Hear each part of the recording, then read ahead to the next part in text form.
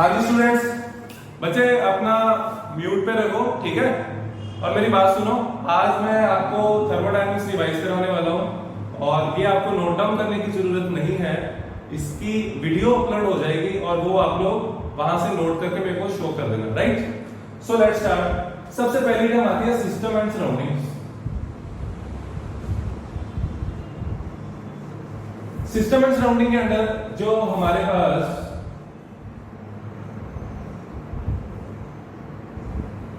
जिसको हम स्टडी कर रहे हैं, ठीक है, वो क्या होता है system. Everything else is surrounding. तो इसका मतलब ये हुआ system plus surrounding equal to universe. इसकी वीडियो अपलोड हो जाएगी, नो नीड टू राइट। बाद में आपको पौना घंटा लगेगा, ठीक है। अगर 45 मिनट से 1 आवर में ये कंप्लीट हो जाएगा, तो भी लिखने की जरूरत नहीं, ठीक है। चलो सिस्टम एंड सराउंडिंग आगे देखो। आगे बच्चे आते हैं टाइप्स ऑफ सिस्टम्स।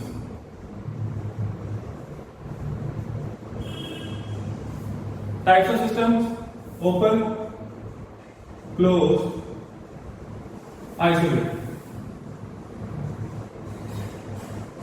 ठीक है। ओपन में क्या होता है बोलो, animal animal Sudhanshu. Sir matter और एनर्जी दोनों मतलब चेंज एक्सचेंज हो सकती है। मैटर एनर्जी दोनों एक्सचेंज होते हैं, ठीक है। और क्लोज में क्या होता है सर? सिर्फ एनर्जी चेंज हो सकती है। और इसमें इधर सर मैटर और एनर्जी दोनों नहीं एक्सचेंज हो सकते। वेरी गुड मैट, ठीक है। ये आपको मुझे लिखने की जरूरत नहीं है, ठीक है। चलो हमें रखते रहो। इसके बाद आते हैं बच्चे टाइप्स ऑफ सिस्टम्स।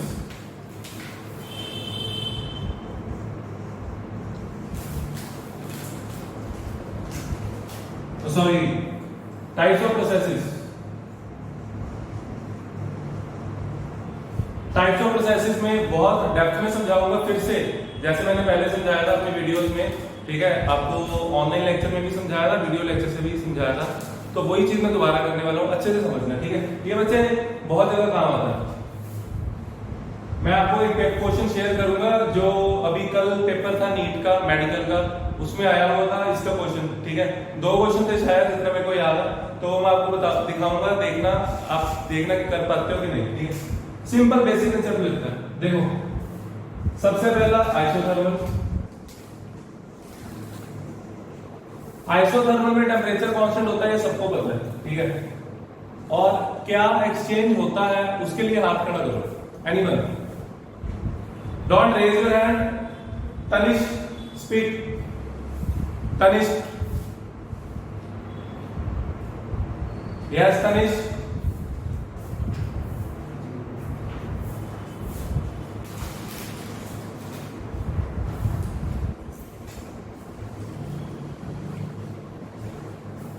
आगे तनिष। अनुराग, महकप्रीत,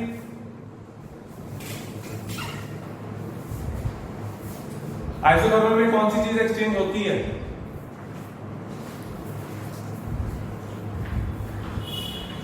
हाँ जी सुधांशु बोलो। डोंट रेज योर हैंड्स करके बच्चे उस तरफ है, ठीक है, तो हाथ खड़ा मत करो, ऐसे बोल सकते हो। सुधांशु बोलो। हाँ, ये एक सिस्टम है, इसको अच्छे से समझना, पूरा डिटेल में समझा रहा हूं, ठीक है। अगर मैंने इसके ऊपर प्रेशर लगाया, ठीक है, तो ये हो जाएगा कंप्रेस।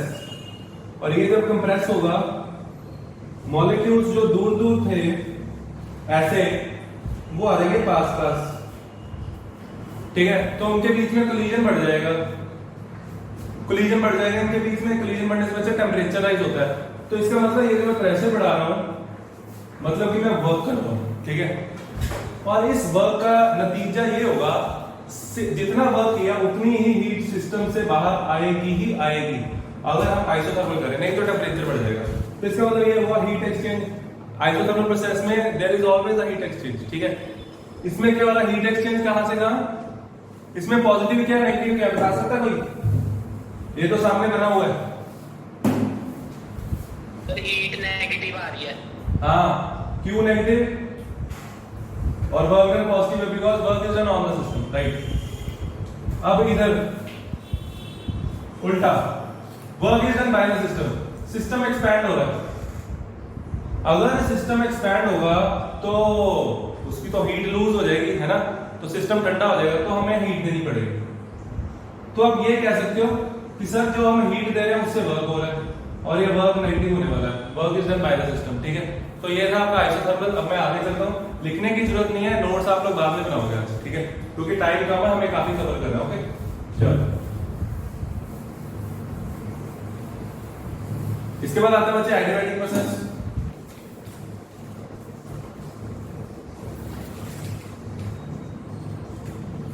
एडियाबैटिक में आपको सबको पता है कि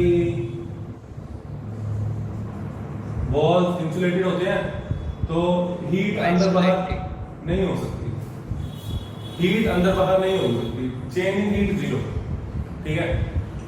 Q zero, heat change heat मत लिखो, क्यू जीरो, ना तो हीट अंदर जा सकती है ना बाहर आ सकती है। तो इसके ऊपर अगर मैं वर्क करता हूं तो क्या होगा? तनिष बोल नहीं रहे, आता नहीं क्या? सर उसका मैसेज आया कि उसको आवाज नहीं आ रही है आपकी। तो उसको बोलो अपना कॉल रिकॉर्डिंग को ऑडियो सेटिंग चेक करे। मेरी बात सिर्फ उसको क्यों नहीं आ रही है, आपको तो आ रही है, ठीक है। बोलो उसको या उसको बोलो दोबारा रिज्वाइन कर ले, चलो मैसेज कर दो उसको। तो आइडियाबैटिक में क्या होता है, जब हम वर्क करते हैं तो इस वर्क से हमेशा क्या होगा, टेम्परेचर बढ़ेगा अंदर का, ठीक है। तो there is always change in temperature, तो ये होता है आइडियाबैटिक, राइट। उसके बाद आपका फर्स्ट था isothermal,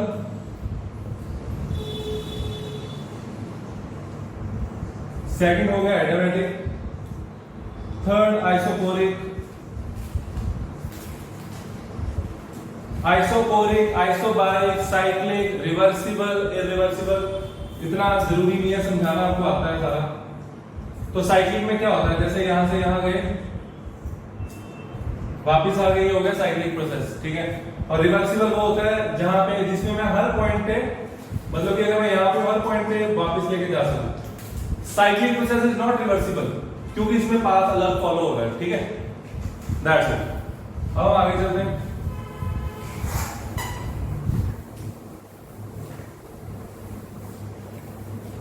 extensive and intensive properties, इसको बोलते हैं मैक्रोस्कोपिक प्रॉपर्टीज।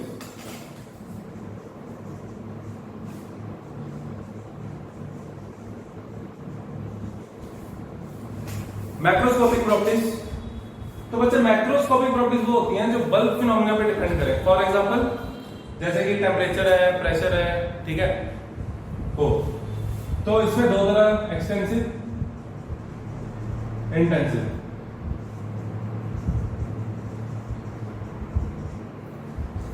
एक्सटेंसिव प्रॉपर्टीज में वो होती हैं जो अमाउंट पे डिपेंड करे, ठीक है, और इंटेंसिव अमाउंट पे डिपेंड नहीं करते, है ना। इसकी एग्जांपल बहुत सारी थी, समझाऊं। Extensive for example volume, force, enthalpy, internal energy, अब तो आप ये टर्म्स पढ़ चुके हो, ठीक है, गिब्स एनर्जी, ये सारी ही एक्सटेंसिव है। लेकिन अगर इसको मैं पर मोल में कर दूं तब ये इंटेंसिव हो जाती है, ठीक है। तो इंटेंसिव में आ जाएंगे आपकी टेम्परेचर, विस्कोसिटी, ठीक है, और रिफ्रैक्टिव इंडेक्स,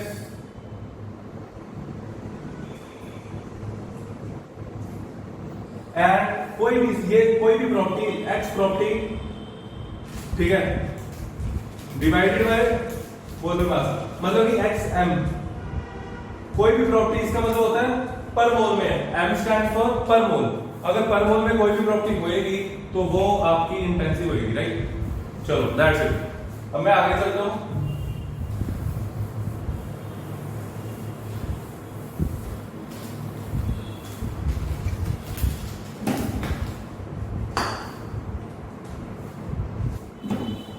इसके बाद बच्चे आता है इंटरनल एनर्जी।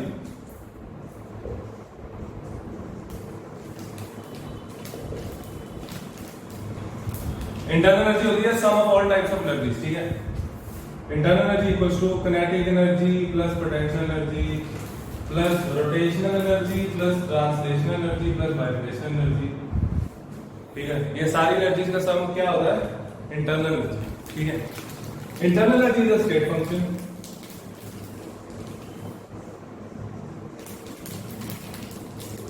और स्टेट फंक्शन वो होता है जो इनिशियल और फाइनल पे डिपेंड करता है, ठीक है।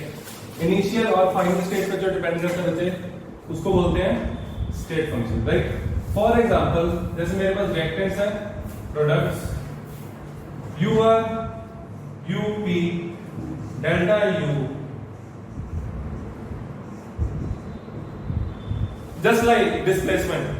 तो मैं रेक्टेंगल से प्रोडक्ट किया जैसे मर्जी किया, पहले मैं मान लो मैं ऐसे किया, मैं रेक्टेंगल से पहले C बनाया, फिर B बनाया, फिर P बनाया, पहुंचा तो P पे ही, तो डिफरेंस तो उतना ही है, ठीक है। तो इसका मतलब ये स्टेट फंक्शन है, it depends only on initial and final position, right. अब मैं आगे चलता हूं, ये हो गया हमारा इंटरनल एनर्जी। आगे important topic, modes of transference of internal energy, ठीक है। किस किस मोड के साथ मैं हीट ट्रांसफर, एनर्जी ट्रांसफर कर सकता हूं, ठीक है। देखो सबसे पहला हीट, दूसरा है वर्क। हीट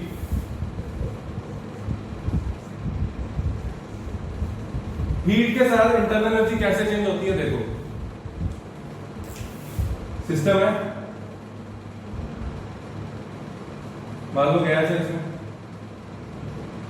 इसको हीट करना है तो दे दो हीट, कौन मना कर रहा है? इसको हीट दो, इसको फिक्स कर दो। अगर फिक्स नहीं करोगे तो सिस्टम एक्सपैंड कर सकता है, ठीक है।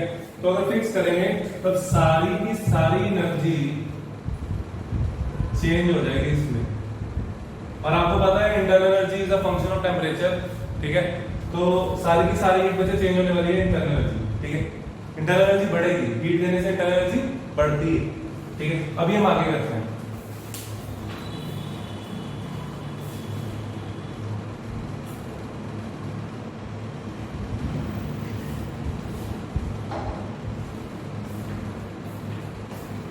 देखो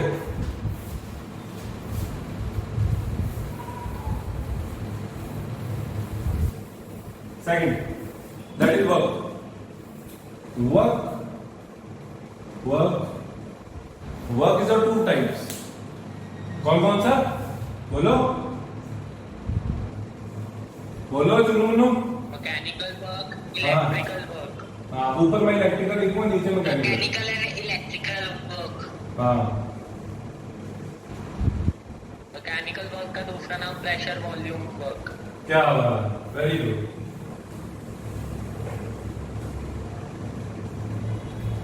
इलेक्ट्रिकल वर्क में हम चर्निंग कर सकते हैं, ठीक है। कुछ ऐसे कभी ट्राई करना, पानी लेना और पानी को चर्न करना, किसी के साथ भी, ब्लेंडर के साथ कर लो या किसी के साथ भी कर लो, तो आप देखोगे वाटर हीट अप हो जाएगा, क्योंकि मॉलिक्यूल्स आपस में टकराएंगे, किनेटिक एनर्जी बढ़ेगी, ठीक है।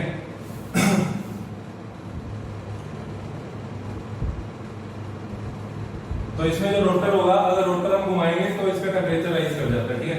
तो ये आपका हो जाएगा इलेक्ट्रिकल वर्क।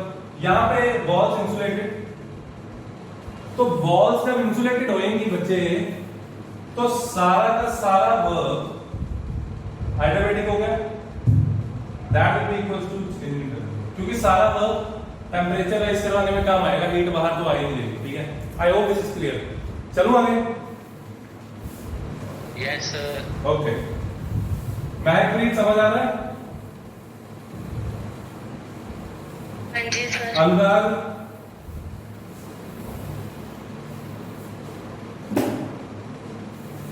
देखो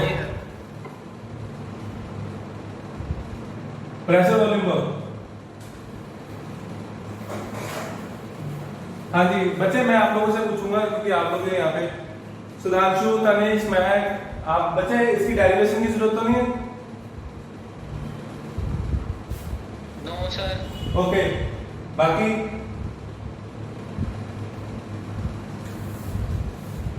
No, sir. Work done equals to minus VDP. यहाँ पे माइनस इसलिए लगता है, ये हमें बताएगी महक प्री। Mahak why we use minus sign here?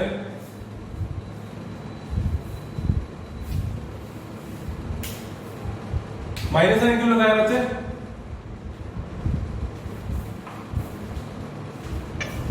Sir बता दो आप। आवाज नहीं आ रही सही। सर मैं बताऊं? नहीं, माइनस साइन इसलिए लगाते हैं क्योंकि जैसे मान लो कंप्रेशन वर्क है, तो कंप्रेशन में क्या होगा, वॉल्यूम कम हो जाएगा, तो final volume will be less than initial.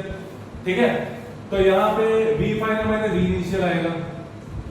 और हमने साइन कन्वेंशन किए हैं कि हमने कि work done on the system positive लेना है। ठीक है, तो वर्क डन पॉजिटिव आएगा कब, जब ये यहां होगा। ठीक है, इसलिए माइनस साइन लगाते हैं। राइट, चलो ये था इसका कंसेप्ट। आगे आता है first law of thermodynamics, mathematical formulation.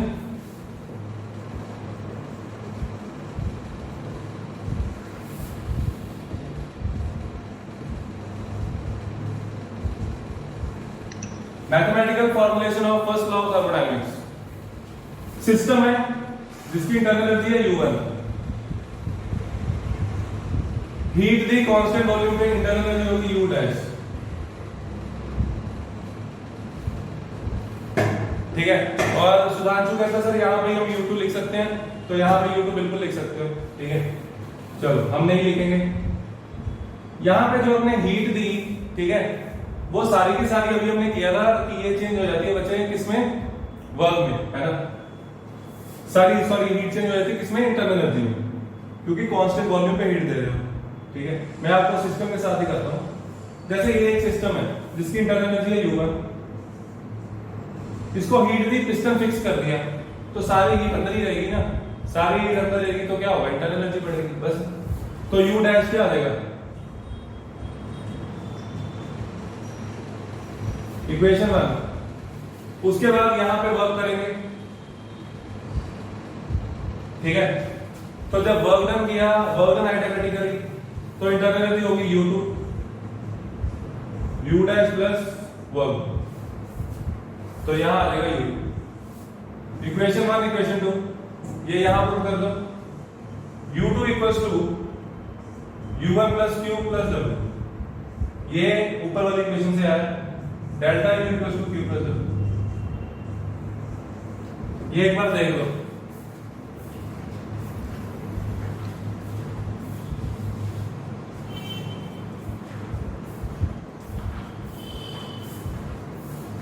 चले बच्चे आगे, यस बोलो। Yes sir. ओके,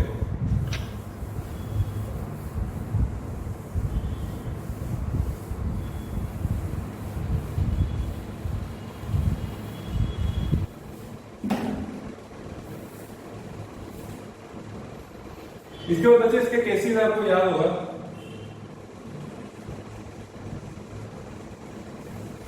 आइसोथर्मल में टेम्परेचर कांस्टेंट होता है, तो क्या हुआ, आप लोग अब तो कर करके थक गए होंगे। ठीक है, आइसोथर्मल में टेम्परेचर कांस्टेंट होता है, क्या होगा, हाँ जी, जो सी डेल्टा U 0, इंटरनल एनर्जी 0। हाँ,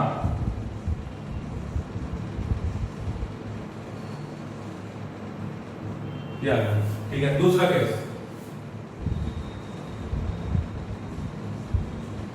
ऑटोमेटिक में क्या होगा,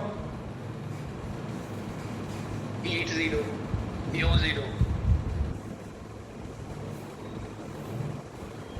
ये मैं बार बार इसलिए कराता हूँ क्योंकि ये सीधा यूज होता है न्यूमेरिकल्स में, और सीधा डायरेक्ट क्वेश्चन आया था कॉम्पिटिशन में। ठीक है, चलो इसके बाद हम पहुंच गए हम एंथैल्पी पे, जिसमें आप लोगों को थोड़ी थोड़ी दिक्कत आ रही थी, है ना।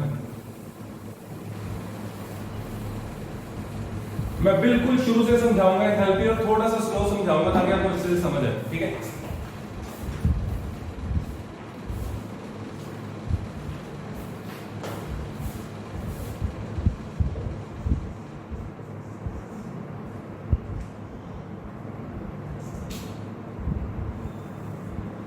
सबसे पहली बात बिल्कुल शुरू से समझाऊंगा, ठीक है, कि एंथैल्पी इंट्रोड्यूस क्यों हुई। ठीक है, हमारे पास इंटरनल एनर्जी थी और बहुत सारी एनर्जी, एंथैल्पी क्यों आई, है ना। तो ज्यादातर हमारी लाइफ में, डेली लाइफ में जो प्रोसेसेस होते हैं, that takes place at constant pressure. ठीक है, तो कांस्टेंट प्रेशर के लिए जो टर्म आती है उसके लिए मेरे पास कोई एक सिंगल सिंबल उसके लिए नहीं है। कांस्टेंट प्रेशर पे जो हीट चेंज होती है उसके लिए मेरे पास सिंगल सिंबल नहीं है, सम आता है। ठीक है, sum of internal energy plus product of pressure into volume. तो ऐसा कुछ टर्म बनती है, तो उसको हमने एक नया नाम दे दिया। ये मैंने जो आपको बोला है अभी, ये मैं बच्चे लिख के समझाऊंगा, ज्यादा समझ आएगा। अब देखो आप लोग, delta U is equals to Q minus P D. ये ठीक है, सही लिखा है? Yes sir. ओके, मान लो हमारे पास एक सिस्टम है, internal energy U1, internal energy U2, volume V1, volume V2, pressure P, pressure P। It means pressure क्या है? कांस्टेंट। कांस्टेंट। तो यहां पे क्या आएगा, यहां पे वैल्यू पुट करो, बोलो। U2 minus U1 equals to QP। is Q हाँ जी, बोलो बोलो। minus V, V2 minus V1। Very good. अब हम क्या करेंगे,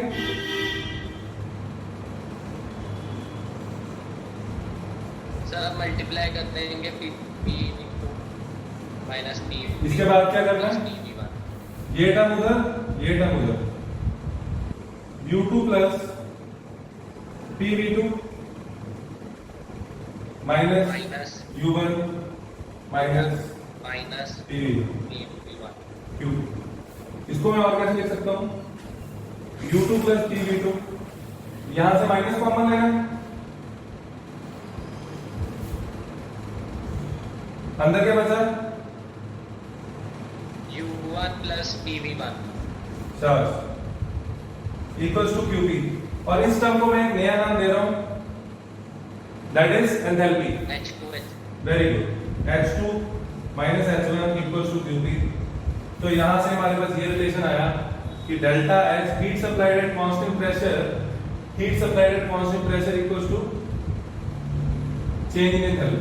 ठीक है, समझ आ रहा है? Yes sir. ओके बच्चे, वेरी गुड। ये आप लोगों को आता था, लेकिन मैंने थर्मो में अब आगे बढ़ना है, नेक्स्ट टॉपिक करवाना है, तो मैं नहीं चाहता कि ये आपको भूल जाए, इसलिए ये आपका रिवीजन लेक्चर मैंने बनाया। ठीक है, चलो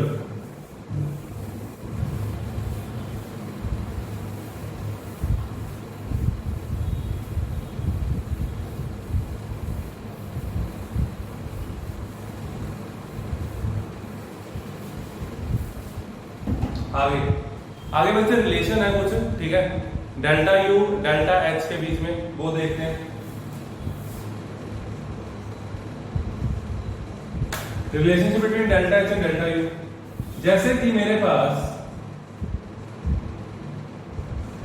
एच का ये फॉर्मूला आ गया है ना, एंथैल्पी में be defined as sum of internal energy plus product of pressure into volume. ठीक है, तो ये होती है एंथैल्पी। अब जब मैं इसको चेंज करूंगा, मैं आपको पूरा बिल्कुल डिटेल में समझा रहा हूं, तो बहुत ध्यान से समझना। रिएक्टेंट है, प्रोडक्ट है, एंथैल्पी H1, ठीक है, और इंटरनल एनर्जी U1, तो यहां लिख देते हैं इंटरनल एनर्जी U1 और वॉल्यूम V1। ठीक है, उसके बाद और प्रेशर भी H2 U2 V2, pressure P। ठीक है, आगे देखो। तो इसके केस में, इसके लिए अगर मैं लिखूं तो कैसे लिखूंगा? H1 इक्वल्स टू क्या लिखूंगा, बोलो? U1 plus P V1। Very good. इधर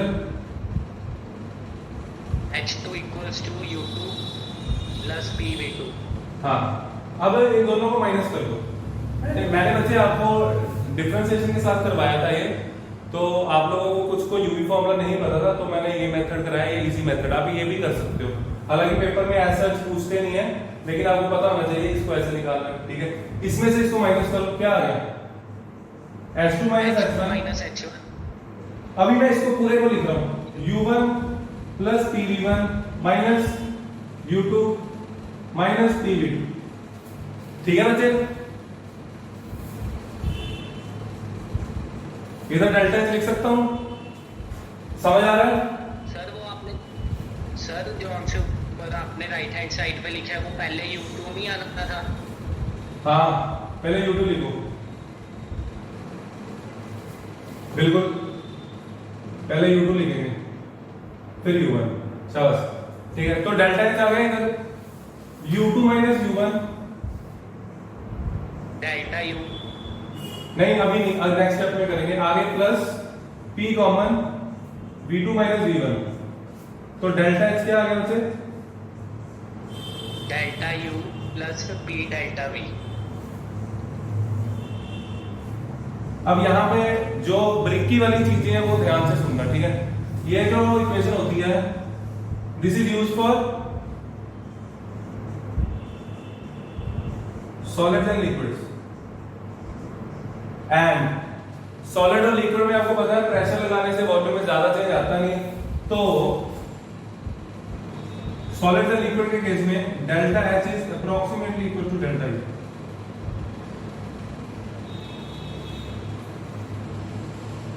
फॉर गैसेस हम आगे करेंगे, ठीक है। ये आप लोगों ने सारा नोट करना है आज, ठीक है, और मेरे को भेजना है, ये बाद में करना, अभी मैं आगे कराता हूं, ठीक है।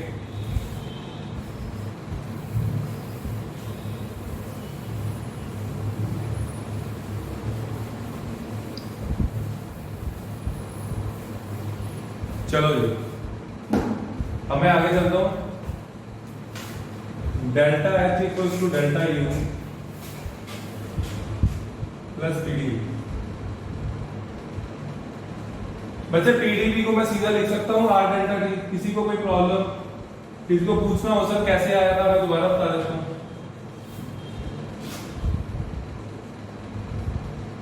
डेल्टा एनजीआरटी आ जाए, ये समझ आ गया था आपको?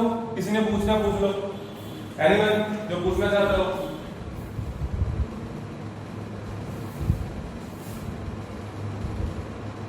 सर आगे का नंबर, हाँ जी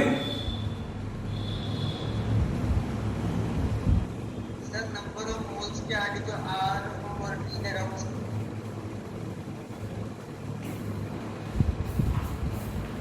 हाँ जी बोलो Rajeev, number of moles. Sir उसके नेक्स्ट में R और P दे रहा हूँ, उसका मीनिंग? बच्चे ये फॉर्मूला होता है हमारे पास, PV इक्वल्स टू nRT, ठीक है। तो P डेल्टा भी आ जाएगा, जो टर्म चेंज होती है उसके आगे डेल्टा भी आ जाएगा, और मोल्स लेने हैं सिर्फ गैस के, क्योंकि जो बाकी मोल्स होंगे उनका तो कोई फर्क पड़ता ही नहीं है। डेल्टा एनजीआरटी,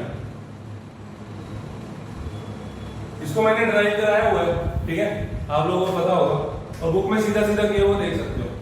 ये फॉर्मूला समझ आ गया? इसके बेसिस पे क्वेश्चन आते हैं, वो भी पता लग गया कैसे देखना कि डेल्टा एच बड़ा है या डेल्टा यू बड़ा है। क्लियर है ना? मैं एक क्वेश्चन करा देता हूं, C+O2 CO2,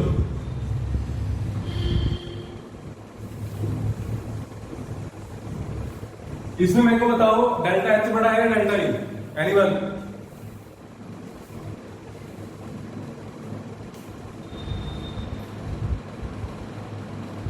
बोलो बोलो।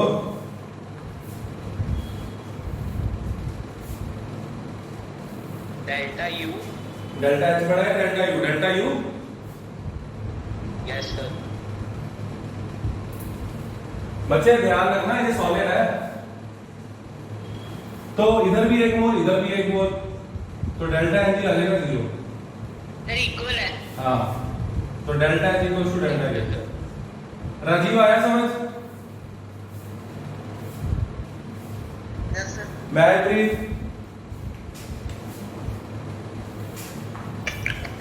समझ।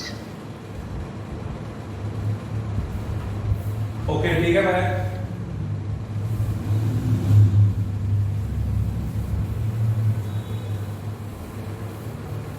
चलो अब हम आगे चलते हैं। हमारा ये हो गया। आगे आपके बच्चे हीट कैपेसिटी है। हीट कैपेसिटी भी मैं आपको थोड़ा सा इंट्रो तो दे सकता हूँ, वो बता देता हूँ। अभी हमने ताजा ये टॉपिक किया है हीट कैपेसिटी। बहुत इंपॉर्टेंट टॉपिक है, बहुत प्यारा टॉपिक है, ठीक है, काफी अच्छा टॉपिक है, ध्यान से समझना। मैंने जो जो एग्जांपल से जैसे जैसे समझाया था ठीक वैसे वैसे समझाऊंगा। पानी है, एक में ज्यादा एक में कम, ठीक है। तो अगर 1 डिग्री टेम्परेचर राइज लेके आना है, अगर 1 डिग्री टेम्परेचर राइज लेके आना है तो हीट इधर भी Q1 इधर भी Q2, then it is obvious that Q2 should be greater than Q1, right? Yes or no? Yes sir. Okay, it means Q यानी कि heat supplied is directly proportional to change in temperature, and it also depends on mass. मास पे भी depend करती है। ये दोबारा बताना ना। हाँ जी, मैं दोबारा बताता हूँ। मैं ये एग्जांपल बाद में रिलेट करूंगा, पहले मैं ये रिलेशन समझा दूं। हाँ जी, अब देखो, मान लो वाटर लेवल सेम है, ठीक है, इधर हीट थी Q1 इधर हीट थी Q2 and this is given to us Q2 is greater than Q1। तो ज्यादा टेम्परेचर राइज किस में आएगा? इसमें आएगा, राइट? राइट और रॉन्ग, है ना? ठीक है, मैंने कहा है, समझ लेते हैं। Yes sir. ओके, तो इसका मतलब ये हुआ कि Q डायरेक्टली प्रोपोर्शनल होता है चेंज इन टेम्परेचर के, और यहां से हमारे पास आएगा Q is equals to C delta T। C को बोलते हैं बच्चे हीट कैपेसिटी, ठीक है। हर एक मटेरियल पे अलग अलग डिपेंड करता है। कुछ मटेरियल्स जल्दी गर्म हो जाते हैं, जैसे आयरन है। आयरन की वजह स्पेसिफिक हीट कैपेसिटी बहुत कम होती है, 0.45 के आसपास। थोड़ा सा हीट करो उसको, ठीक है, वो सीधे ही 10 डिग्री से 40 पे पहुंच जाएगा। अगर वाटर को थोड़ा सा हीट करें तो 10 से 12 पे पहुंचेगा, 10 से 15 पे पहुंच जाएगा, या 10 से 20 पे पहुंच जाएगा, लेकिन वो 40 पे पहुंच जाता है। This is just because of specific heat capacity constant, ठीक है। तो वो उस पर डिपेंड करता है। हर एक मटेरियल का अपना अपना स्पेसिफिक हीट कैपेसिटी होती है, ठीक है। ये हीट कैपेसिटी है, आगे आने वाले टॉपिक में हम स्पेसिफिक हीट करेंगे। चलो आगे, चले आगे। Yes sir. यहां से बच्चे C आ गया Q बाई डेल्टा T। अब मेरी बात सुनो, अब जो पहले वाली एग्जांपल थी, ये पानी ज्यादा है तो क्या होएगा? अगर मेरे को 1 डिग्री टेम्परेचर राइज करवाना है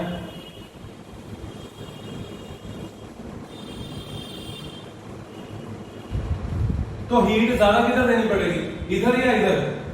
ये साइन नहीं है, अब आप लोगों ने बताना है। 1 डिग्री टेम्परेचर बढ़ाना है, इधर पानी ज्यादा है तो हीट ज्यादा किधर दोगे? इधर, इधर ही दोगे ना? Yes sir. ठीक है, तो अगर बच्चे इधर हीट ज्यादा दोगे इसका मतलब ये चेंज हो रहा है, तो दोनों के लिए C अलग अलग आएगा। तो इट मींस ये अमाउंट पे डिपेंड कर रहा है, ये एक्सटेंसिव प्रॉपर्टी है, ठीक है। चलो इसके थोड़े से और अच्छे से रीडिंग करो ताकि और अच्छे से समझ आए। इसके बाद आता है स्पेसिफिक हीट कैपेसिटी।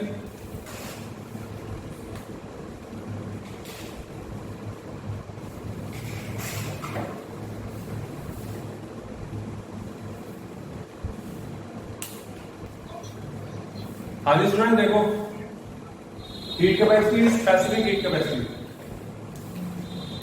जैसे मान लो किसी सब्सटेंस को 10 ग्राम हीट करने के लिए 100 जूल हीट चाहिए, ठीक है, to raise temperature by 1 degree Celsius, ठीक है। ये क्यू है, ये मास। 10 ग्राम अमाउंट को टेम्परेचर राइज करवाना है 1 डिग्री, उसके लिए 100 जूल हीट चाहिए। तो सी क्या है? क्यू बाय डेल्टा, यानी कि 100 by 1, that is equals to C, मतलब कि 100 आ गया, 100 जूल केल्विन इनवर्स, ठीक है। तो ये आ गया हमारे पास। अब ये जो है ये आएगी हीट कैपेसिटी। अब हमने निकाली है पर ग्राम के लिए, 1 ग्राम के लिए। 1 ग्राम का टेम्परेचर राइज करना हो तो बच्चे कितनी हीट देनी पड़ेगी? 10 जूल। तो CS क्या आ जाएगा? इसको सीधा ही ना डिवाइड कर दें C/m, ठीक है। तो ये होती है specific heat capacity, this is specific heat capacity. और इसको अगर मोलर हीट कैपेसिटी निकालने में यहीं पे कर देता हूं C/m इनटू मोलर मास।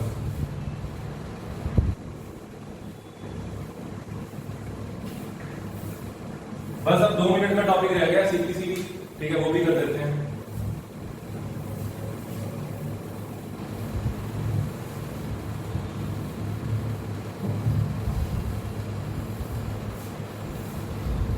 देखो स्टूडेंट्स, जिसने अभी 1-2 मिनट का मिस किया वो वीडियो लेक्चर देखेगा, उसको पता लग जाएगा। मैंने स्पेसिफिक हीट कैपेसिटी और मोलर हीट कैपेसिटी बताई है, ठीक है। तो हम करने वाले CPCV, heat supplied at constant pressure, heat supplied at constant volume. We already know that delta U equals to QV and delta H equals to QP, ठीक है। तो CP क्या आ जाएगा, QP बाय डेल्टा T, ठीक है। और यहां से QP क्या आ जाएगा, CP delta T, and that is equals to delta H। ये रिलेशन यूज होगा आपका, ठीक है। Similarly QV equals to CV delta T and this is equals to delta U। आपको ये रिलेशन आगे का काम आएगा, ठीक है। ये CD जो है ये सब्स्क्रिप्ट में है, जो पहली बार देख रहे हो उनके लिए, ठीक है। अब इसको यूज करके हम रिलेशन करते हैं। मैं ये ऊपर लिख रहा हूं ताकि आपको याद रहे, इधर लिख देता हूं CP delta T equals to delta H and CV delta T equals to delta U। हाँ जी, हमारे पास ये फॉर्मूले थे, ठीक है। तो आगे देखो, हमें पता है कि जो एंथैल्पी होती है that is equals to U plus PD, U plus PV, right. Delta H क्या आएगा, delta U plus T delta V। Values put कर दो ऊपर से, CP delta T, CV delta T plus R delta T, ठीक है। यहां से ये कैंसल, तो क्या आ गया, CP minus CV equals to that's it. ये बच्चे 1 मोल के लिए और n मोल्स के लिए, क्योंकि यहां पे देखो PV इक्वल्स टू nRT होता है, तो मैंने क्या लिखा है R डेल्टा T बार n नहीं लिखा, तो n मानना है यहां पे। तो यहां पे क्या देगा, CP minus CV equals to n for n moles. इसके न्यूमेरिकल्स का लेक्चर मैं अपलोड कर दूंगा, ठीक है। और आप लोगों की जो प्रॉब्लम होगी वो नेक्स्ट लेक्चर में न्यूमेरिकल्स में करेंगे।